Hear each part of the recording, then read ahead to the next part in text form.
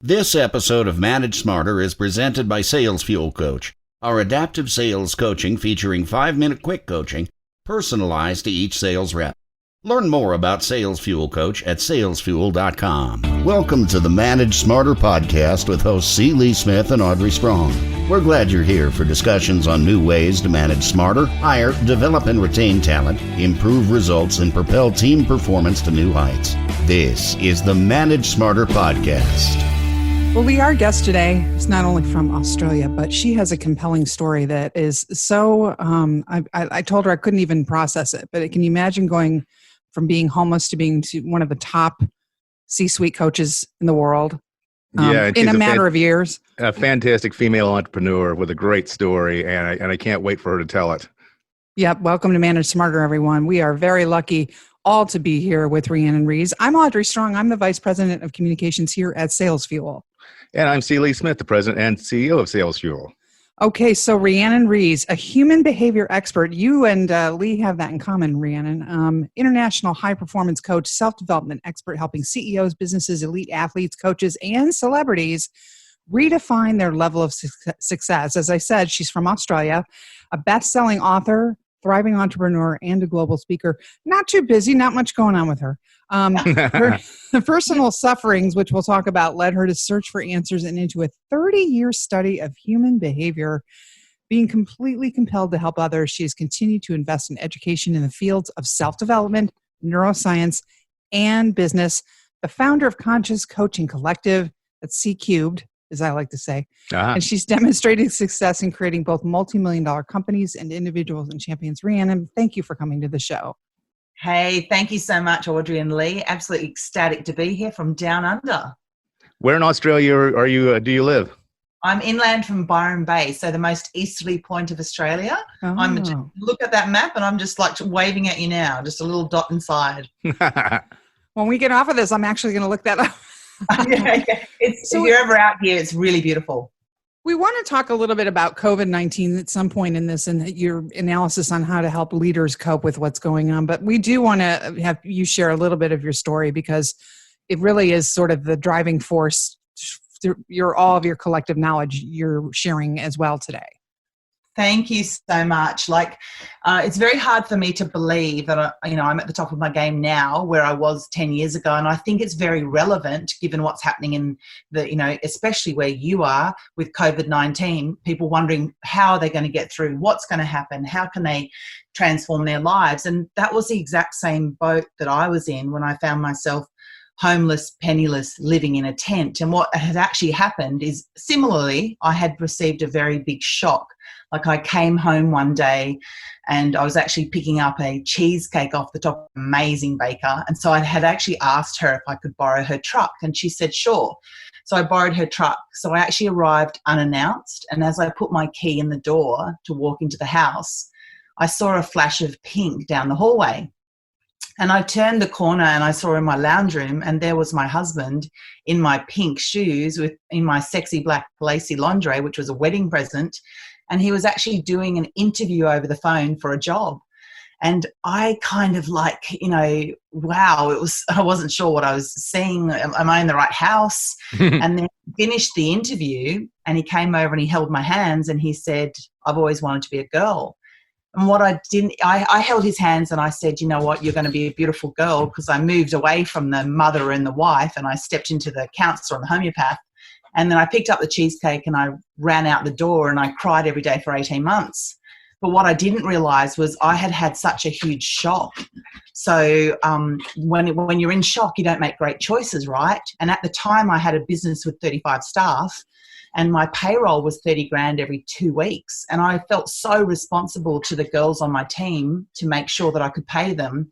And then that he left to figure out who he was. But at that point, my business was failing. So here's my first decision that I made that was really bad is, hey, how about I just house sit for a few weeks till I sort the business out and we'll be good. And at the time I had a 1-year-old child, 35 staff and a husband who's going through an identity issue. So I started the house sitting and, 6 to 8 weeks passed. And isn't it interesting? 3 years passed. And at that stage, my son was 4 years old and we had done 40 house sits. Like when you're moving every 7 days Wow, to 6 yeah. weeks, oh my God, you can't imagine the stress. Like I was just a little mouse on a little wheel, just going round and round and round, going, how do I fix this? I don't know how to fix it. Just praying to God, how do I fix it? I was so stressed out. It was a bit like Will Smith's Pursuit of Happiness. I used to wake up at 3 a.m., wake my son up. He never had a full night's sleep. Go and clean a restaurant, then go to work all day, then see clients, then go to bed, then start again. And because you're just on this wheel, there's no time to think differently. What I didn't realise is I had a poverty victim scarcity mindset. So when my mum called and said she was very ill, I'm one of 8 kids, I thought, if I don't figure this out and my mum dies because I can't figure out in my situation, and at that stage I was living in a tent on food bank handouts because I got sick and tired of asking for house sits, I thought I'll never forgive myself. And isn't it interesting having something bigger than my issue? Like it was my mum. It was something in front of me. My mum was, in dire straits. My God, how fast did I solve it? Like within 3 to 4 days, I'd called all my friends, asked them for money, asked them for points, and I'd gotten back to Australia. And that was where I'd started the turning point, because now we were living in housing commission because she was in a bad situation, but I actually had a roof over my head, and that was the turning point. But isn't it interesting? I couldn't make that decision in the previous 3 years because I was in shock, going round and round and round. You're looking at the same thing the same way, round and round. And then I just started to rebuild my life. Like once my mum got better, then I had to really look at my situation. I had hundreds of thousands of dollars worth of debt. We're living in a 1-bedroom apartment. I couldn't feed my son. I couldn't clothe him, couldn't buy him a T-shirt, take him on a holiday. And I wanted him to have a life. So this sort of kick started like an incredible drive in me to provide for my family so that we would never be poor again. So it was little tiny baby steps, right, that got me here. But my God, my drive to get out of that situation was huge. So you're making a choice. Are you going to stay where you're at and suffer, or are you going to find the little tiny, tiny little light that possibly could lead you somewhere? Well, that's what I did. And that's what I think people need to do today. Where is the light in the situation? Just stop, get off the treadmill, take a deep breath, and how else could you see it? When you counsel people, or whether they be managers, business leaders, whatever, how and they don't have that drive innately, or they haven't found it yet. It's like, how do you keep them from spiraling downward? Well, see, a lot of them come to me with these big problems. They go, oh my God, the business is failing. We can't make money. The bank's taking back the business and the house and stuff. And I just look at them and go, well, that's not a problem. And they go, what do you mean? I'm going, all we have to do is find a solution. But you have to be able to receive the solution. Like if you want to stay in the suffering, then you can stay right there. Or you can choose a different path. So you really have to flip a switch in their mindset, because if they've got poverty, victim, scarcity mindset, you have to help them transform their identity into an identity of abundance, wealth, profitability, so that they can be more creative and find solutions. So it's really working on their self-limiting beliefs, because if you don't remove those blocks, it doesn't matter what your goals are, you'll never get there, because those blocks restrict your identity. And that's really where my expertise kicks in is, I'm like a detective. I go in and I unlock these beliefs so that they can actually fly freely. And most of the time, those beliefs reside in the subconscious. They're not even aware that they have them. So I can give you a really quick example on that. Sure. I had a girl who was a landscape architect, and she came from a very wealthy family. When the GFC hit, they lost everything. So now that, mum and dad's working at Kmart and in retail. But what happened was, when they lost everything, her dad took a shotgun and he was going to take his life. And he decided last minute, I'm not going to leave my family. So she had decided subconsciously, so she had no awareness of this belief, that if you make money and you lose it, someone's going to die, like someone's going to take a shotgun. And so she had decided subconsciously, with absolutely zero conscious awareness, if I make money and I lose it, someone's going to die. So I could not get her to make money in her business. I could not get her to bring on one client. But when we went into that story and we unlocked a key, there was a part of the story that she hadn't told me, which was, if I asked her what would happen if you tell me about the story with your family. She said it was like they were standing on the edge of a cliff. And I said, well, then what would happen? And she said, well, they would fall to their death. And I said, or they could find a set of wings and fly away. And even though that sounds so obscure, find a set of wings, she could visualize it in her mind that there was another option.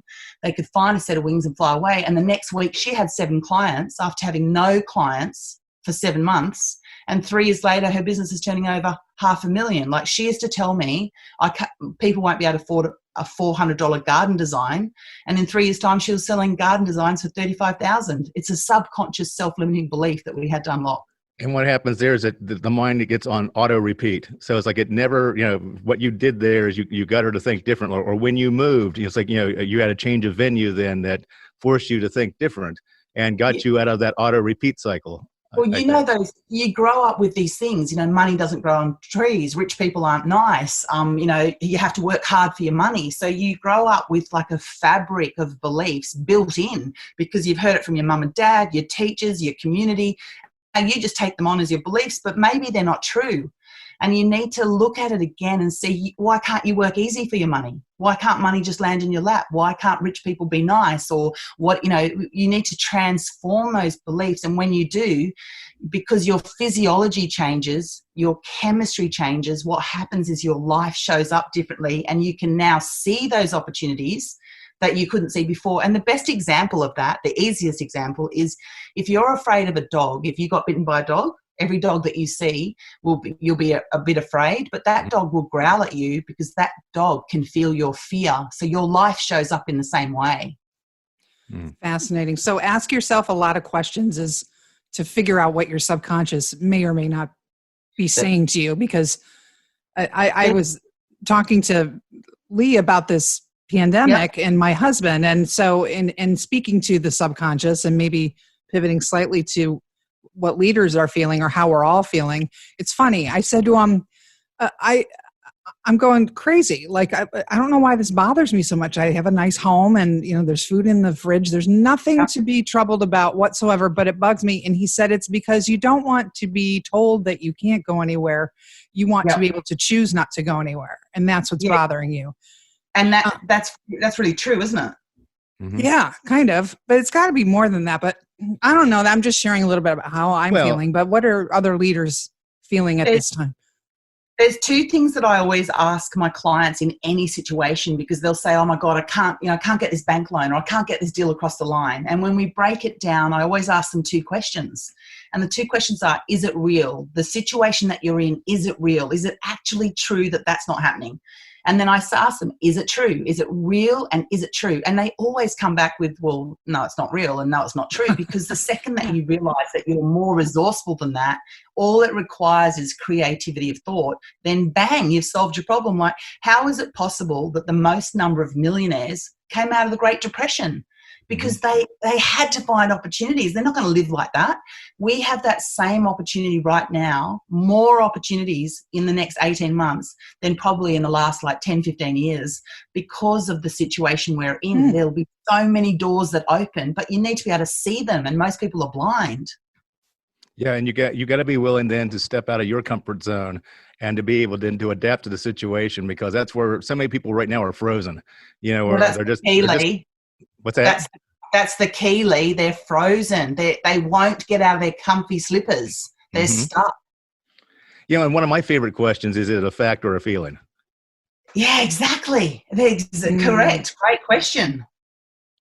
So, and Lee has always said, when this whole thing hit, I remember, Lee, you said, oh, it's go time. Like, stick the accelerator and push that baby to the floor. It's go time. And I was like, what? Everybody, wait a minute. Let's talk about this. You know what I love to do? I love to give myself challenges because I want to see what I'm made of. What am I capable of? Like, I don't want to be on my deathbed looking back going, I could have, should have, would have. So one day I decide, how fast could I make a house deposit happen? Why not, for kicks? Go to the bank, find out if I can, carry the mortgage and all that. And they said, sure. And then they said, you need your house deposit on this date. And you know what I thought? I'm not even going to try and get it until the date that it's due, because what could I do if I really put my mind to it? So I woke up that morning at 8 a.m. and I thought, oh, well, I'll wait till 11. The money needs to be in the bank at 4. And I didn't have a clue. There was no money, whatever. And I just came up with 10 ways to make the money happen. And I had it in 5 minutes. I went, oh, that was a bit easy.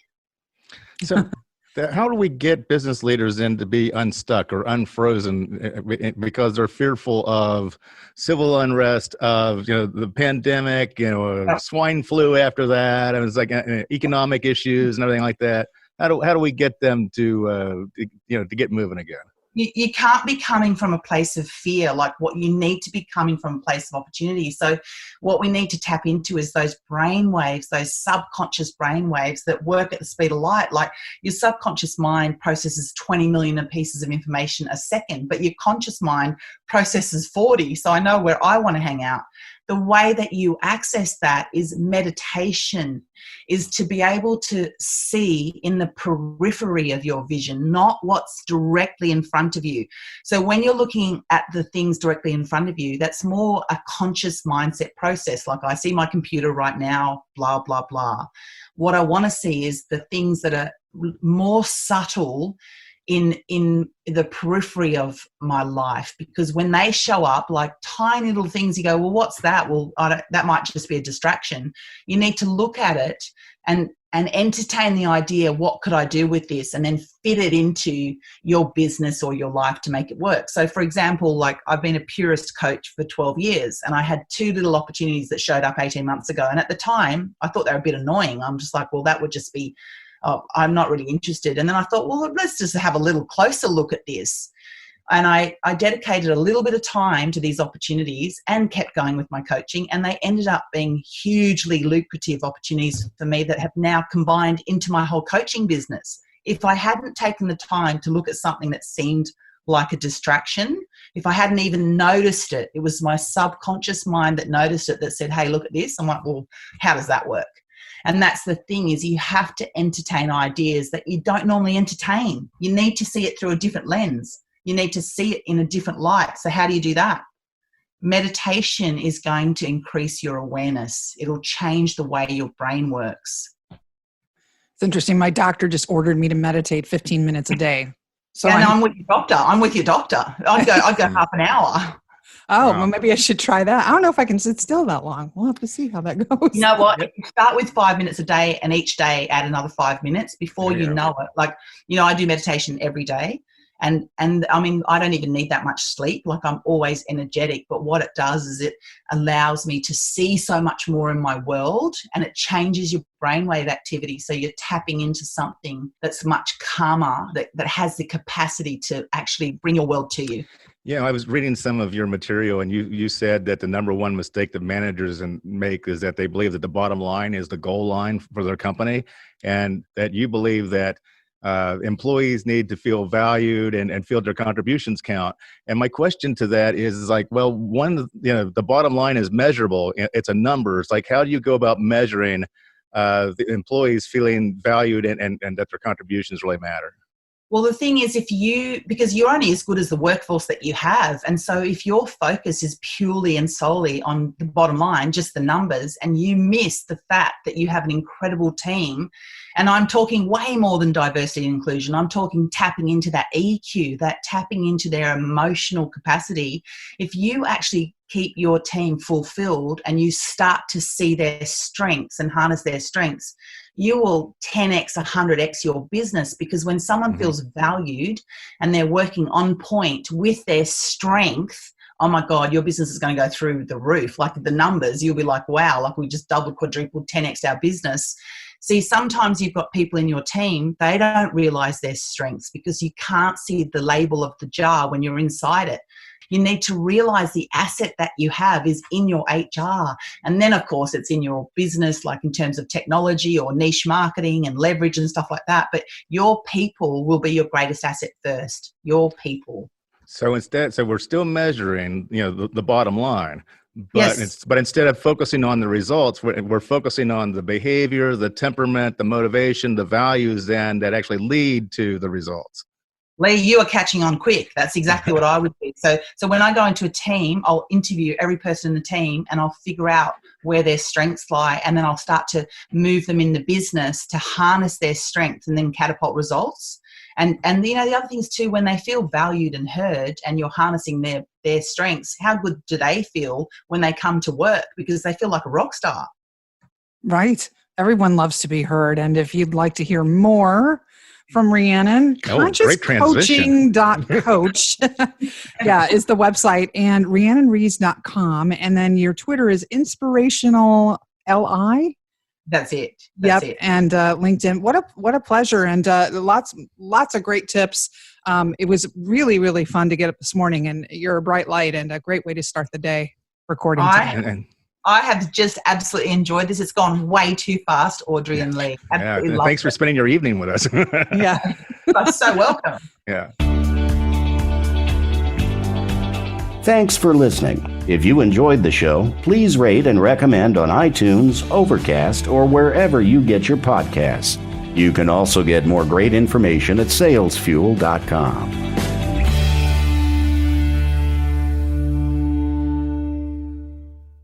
This podcast is a part of the C-Suite Radio Network. For more top business podcasts, visit c-suiteradio.com.